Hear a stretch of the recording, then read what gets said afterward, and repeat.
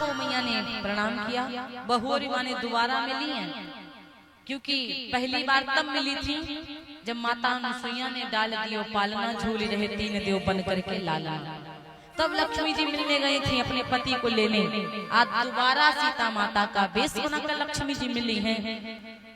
आज ऋषि पत्नी ने पति के धर्म को बताया कि पति धर्म क्या होता है, नारी के लिए धर्म क्या होता है, सॉरी नारी के लिए धर्म क्या होता है। और नारी के लिए एक ही धर्म, एक व्रत नेमा, काय वचन मन पति पद प्रेम। नारी के लिए एक ही धर्म, एक ही नेम है, अपने पति की सेवा करना, अपने कर्तव्यों को निष्ठा प्रेम के संग निभाना। फिर भगवान जाकर के आगे बढ़े तो पंचवटी में पहुंचे। पंचवटी में पर्णकुटी बनाई, और जब पर्णकुटी बनाई तो रावण की बहन आई शूर्पणखा। शूर्पणखा रावण के बहनी दुष्ट हृदय दारुण अस अहनी, जस अहनी जैसे सांपिनी होती है, दूध चाहे कि तो पिया डस लेगा सांप। मौके पे अगर तनिको कहीं फिसल गया ना, आप तनिको गड़बड़ हो गया तो डस लेगा। और शूर्पणखा आई, भगवान राम जी से कहने लगी, भगवान राम जी के रूप को देख के अपना इतना विकल हो गई, बड़ा सुंदर रूप बनाया शूर्पणखा ने। और जैसे शूर्पणखा सुंदर रूप बनाई, भगवान के पास गई, भगवान से कहने लगी मुझसे विवाह कर लो, क्योंकि बड़ी सुंदर बात है। शूर्पणखा ने कहा है राम जी से, तुम सम पुरुष ना मौसम नारी, और यहाँ संजोग विधि रचा बिचारी, यहाँ संजोग विधि रचा बिचारी। तुम सम पुरुष ना मौसम या संजोग विधि रचा बिचारी, यहाँ संजोग विधि रचा बिचारी।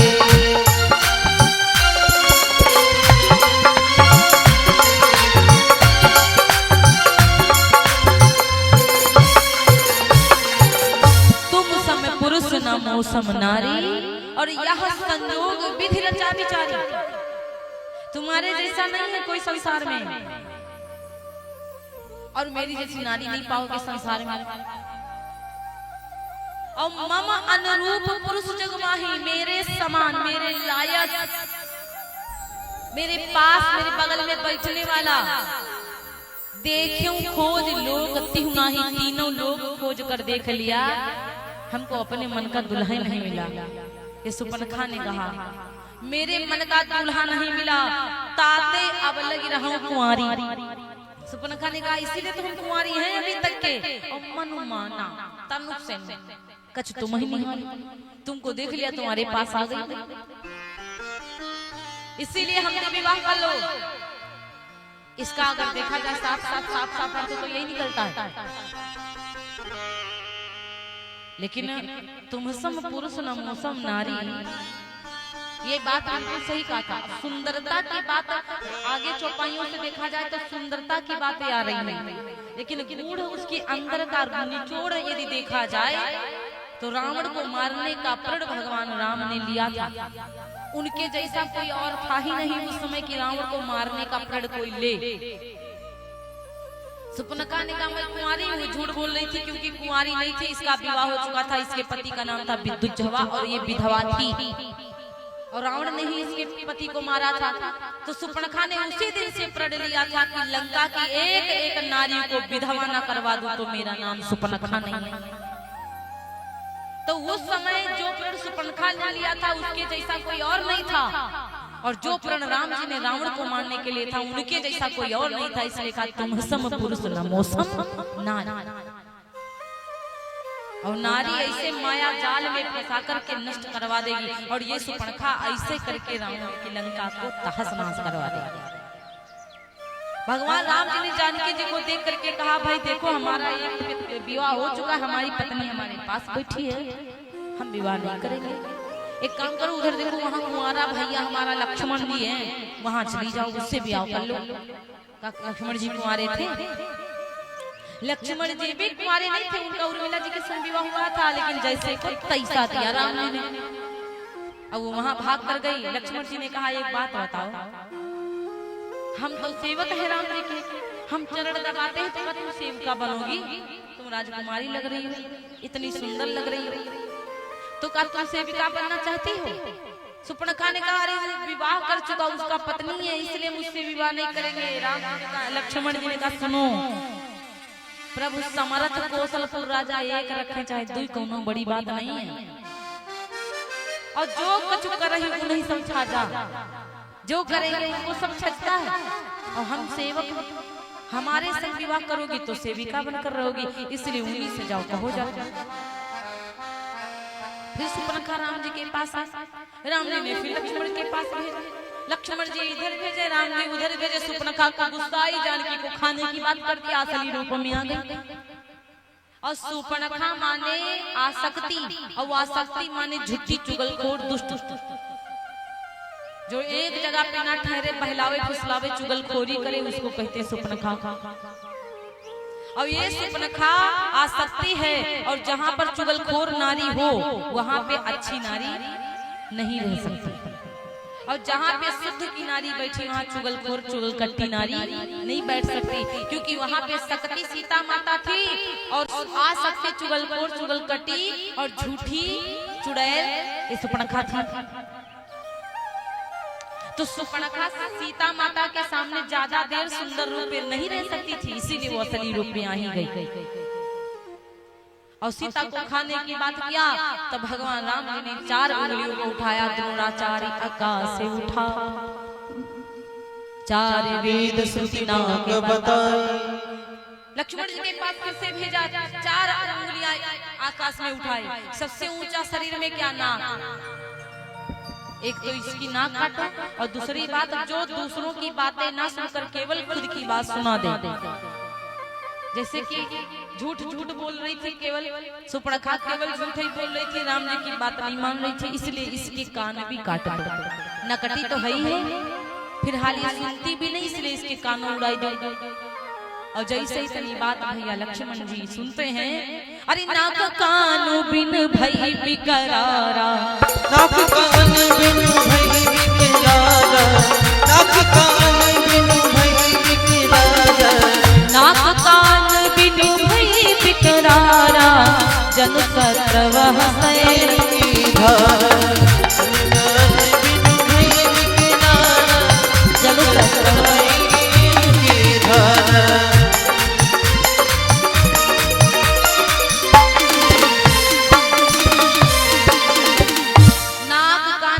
सुपर्णखा विकराल स्वरूप में आ गई, और जैसे विकराल स्वरूप में सुपर्णखा चिल्ला करके पहुंची पहले खरदूषण के पास, 10 दुहाई हो, अरे खरदूषण दुहाई हो।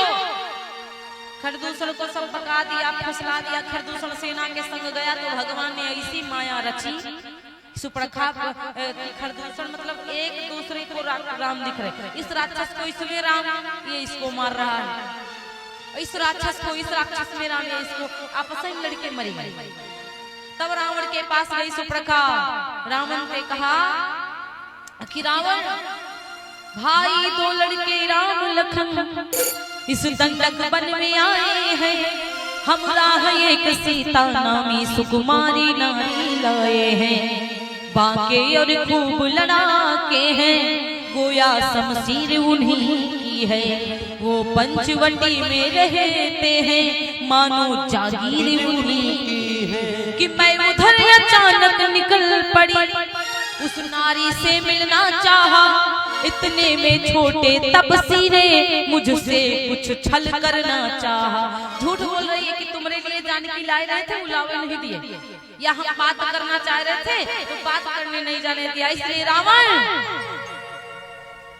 कि जब मैंने तेरा नाम लिया तब उसने मुझको दी गाली, और मेरी नाक काट डाल, अरे मेरे कान कतर डाले, और मेरी नाक काट डाली।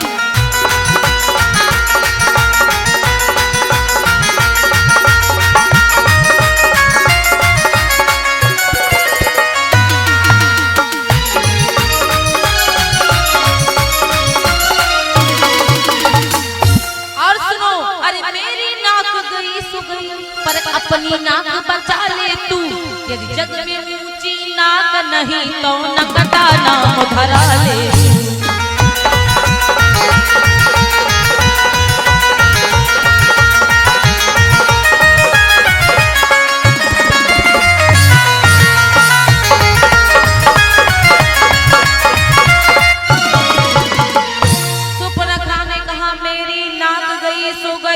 पर अपनी नाक बचा ले तू यदि जग में ऊंची नाक नहीं तो नकटा नाम धरा ले तू। रावण ने कहा खरदूषण से बताया क्या? तो कहा खरदूषण को भी मार दिया उन्होंने। रावण ने विचार किया खरदूषण मोहि सम बलवंता, खरदूषण तो मेरे समान बलवान है, फिर ये क्या कि खरदूषण को भी मार दिया उन दोनों। इसका मतलब है कि तीनों को मारे बिनु भगवंता। केवल ऐसा है कि भगवान के बिना कौन मार सकता है। हमको तो ये पता हो रहा है, पता चल रहा है कि भगवान का प्रागट्य हो चुका है, भगवान का जन्म हो चुका है और भगवान ही मारे होंगे खरदूषण को। अब मामा मारीच के पास में पहुंचा खरदूषण। रावण मामा मारीच से कहने लगा, मामा ओ मामा, दो तपसी आए हैं, इतनी गलत करनी किया है कि पूछो ना कि दो तपसी लड़कों ने बनबरी यह करनी बेहुदा की है। खरदूषण तीसरा मारे हैं, नकटी सिर सूर्पणखा की है। तू चल कर माया मृग बन जा, मैं बाबा जी बन जाऊंगा। तू राम लखन को बहकाना, मैं सीता को हर लाऊंगा।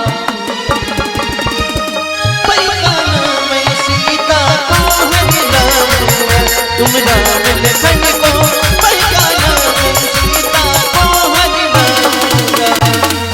आज रावण ने कहा, मामा तुम चलो माया मृग बन जाओ, तुम राम लक्ष्मण को बहकाना और मैं सीता को हर लाऊंगा।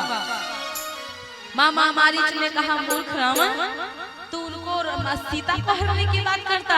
ये वही राम है जो हमको एक ही बार में यहाँ तक के पहुँचाए थे, अभी हम उठने में कमर में दर्द होती है। तुम कहते हो हम जानकी को हर के लेके आएंगे। अरे बुला दो इनको, साक्षात नारायण का अवतार है वो, और नारायण की पत्नी को हरण करने की बात करता। तेरी सामत कैसे आ गई, ऐसा उड़ाएंगे ना रावण, तुमको समझ नहीं आएगा। अरे तुमको पता है ताते अब तक, अरे हो कपट मृग तुम छलकारी, जही विधि हरो हरि आनो नपनारी। छल करो कपट करो, उस प्रकार में राज की नारी को हर के लेके आऊंगा। मामा मारीच ने कहा, रावण बिन फर सर रघुपति मोहि मारा, बिना फर वाला सर माने बाढ़ भगवान ने हमको मारा था। 700 जन आयो छन माही, 7 योजन में तुरंत 1 मिनट नहीं लगा था, क्षण में आ गया था यहाँ पे। इसलिए मैं कह रहा हूँ उनसे बैर बढ़ाना, अपनी मौत को बुलाना है।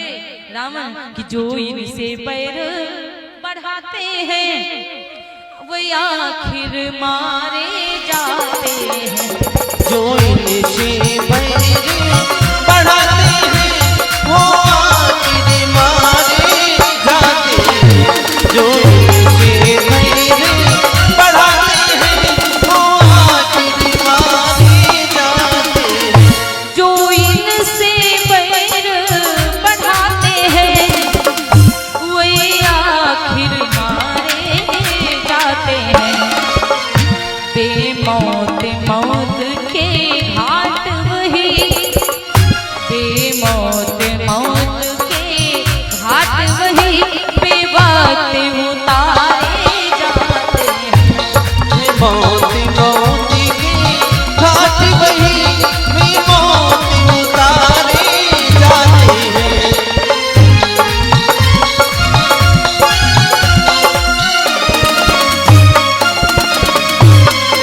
अच्छे कर्मों के करने से, अच्छे कर्मों के करने से घर में प्रकाश हो जाता है।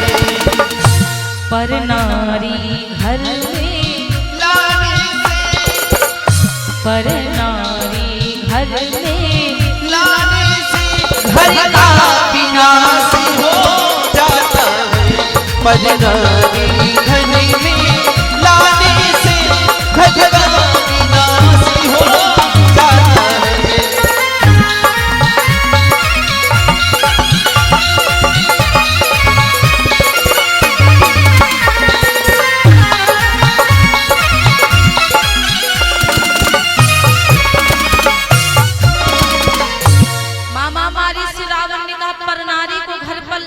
से घर का विनाश हो जाता है रावण, ये गलत।